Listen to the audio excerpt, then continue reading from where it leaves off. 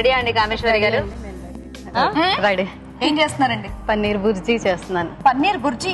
Okay, paneer బుర్జీకి కావాల్సిన పదార్థాలు ఏంటో ఇప్పుడు చూద్దాం. పన్నీర్ తురుము 1 కప్పు, క్యారెట్ తురుము 2 టేబుల్ స్పూన్లు, ధనియాల పొడి 1 టీ స్పూన్, గరం మసాలా పొడి 1 టీ స్పూన్, అల్లం వెల్లుల్లి పేస్ట్ 1 టీ స్పూన్, కొత్తిమీర కొద్దిగా, ఉల్లిపాయ ముక్కలు 1 కప్పు, కరివేపాకు 2 రెమ్మలు, పచ్చిమిరపకాయలు 2, కారం తగినంత, ఉప్పు తగినంత, నూనె 3 టేబుల్ స్పూన్లు. స్టార్ట్ చేసేద్దామా? Okay, start. ఆయిల్ వేసుకో.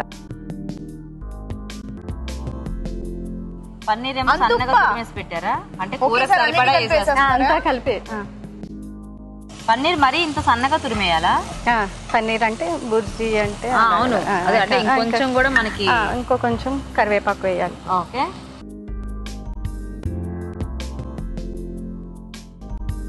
ఏం వేస్తున్నారు? అల్లం వెల్లుల్లి పేస్ట్ వేస్తున్నా. ఓకే, కారం వేయాలి.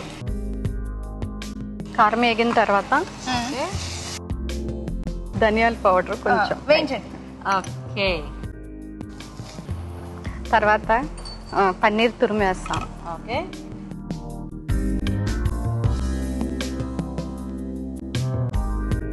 లాస్ట్ లో మసాలా పౌడర్.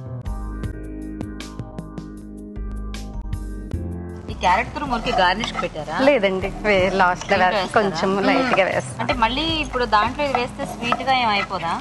కొంచెం వేస్తాం అంతే. ఓకే, ఓకే, అయిపోయిందా? అయిపోయింది. వేసేసేయండి. ఓకేనండి, మరి వేడివేడిగా పన్నీర్ బుర్జీ రెడీ అయిపోయింది. దీనికి పట్టిన టైం ఎంతంటే 8 minutes 43 seconds.